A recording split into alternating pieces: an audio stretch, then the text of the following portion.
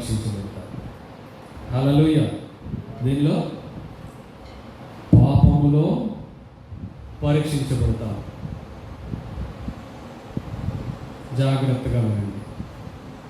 పాపములో పరీక్షించబడతాం. మొదటిదిగా పాపములో ఎవరు పరీక్షించబడ్డారు?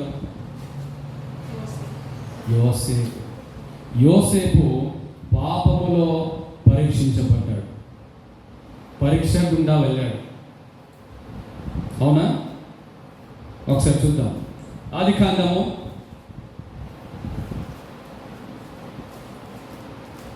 39వ అధ్యాయము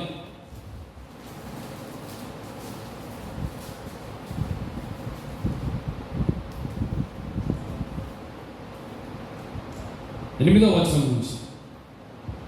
అయితే అతడు ఒప్పక నా యజమానుడు తనకు కలిగినదంతయు నా చేతికి అప్పగించెను కదా, నా వశమున తన ఇంటిలో ఏమి ఉన్నదో అతడు ఎరుగడు.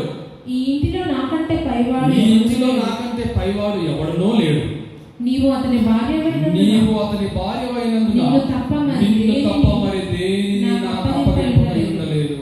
కాబట్టి ఇంత ఘోరమైన దుష్కార్యం చేసి దేవునికి విరోధముగా పాపము కట్టుకొందునని తన యజమానుని భార్యతో అనెను. హల్లెలూయా. ఇక మిగిలిన విషయాలన్నీ మీకు తెలిసిన విషయాలే. చాలాసార్లు మనం విన్నాము, ధ్యానించుకున్నాము, చదివాము కూడా. అయితే యోసేపు ఎక్కడంట? పొతిఫర్ ఇంట్లో ఉన్నాడు. అక్కడ ఆయన అంటున్నాడు, ఆయన యజమానుని భార్యతో ఈ మాట అంటున్నాడు.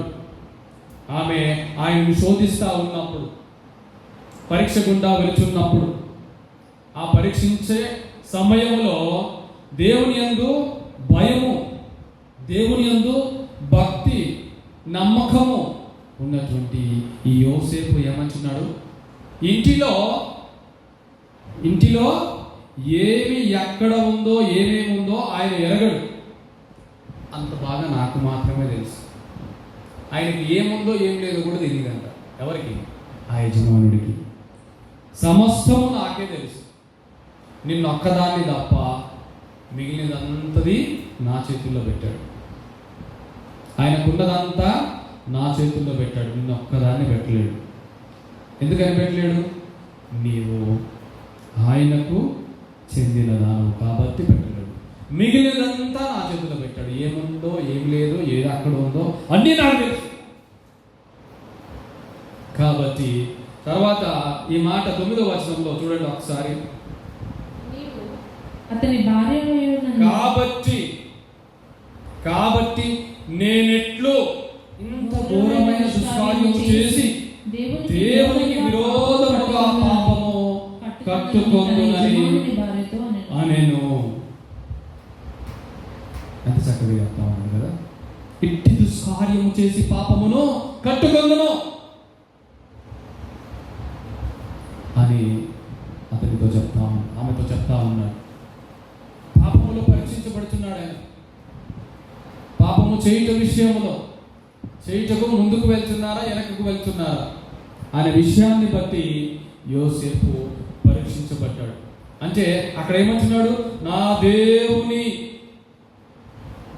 విరోధముగా, నా దేవుని ఎదుట, ఆయన ముందు నేను ఎటువంటి దుష్కార్యమును చేయను అని నిర్ణయం చేస్తున్నాడు. నేను అది కట్టుకొనలేను అని చెప్తా ఉన్నాడు. దాని తర్వాత ఎంతో దీన్ని మించిన ప్రయత్నము ఆమె చేయసాగినప్పటికీ ఆయనను లోపడలేదు.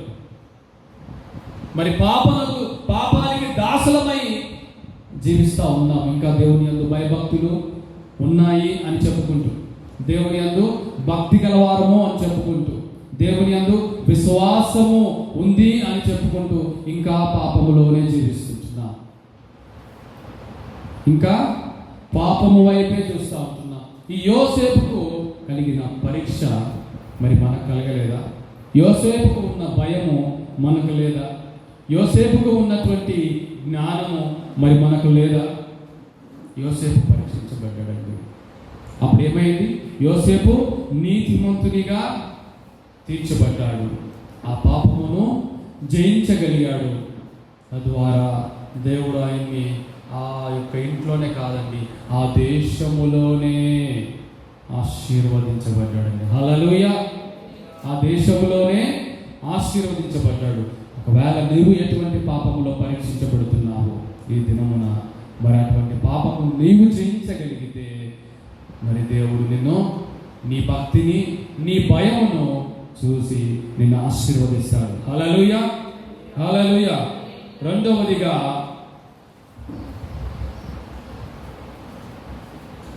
రెండవదిగా మరి మన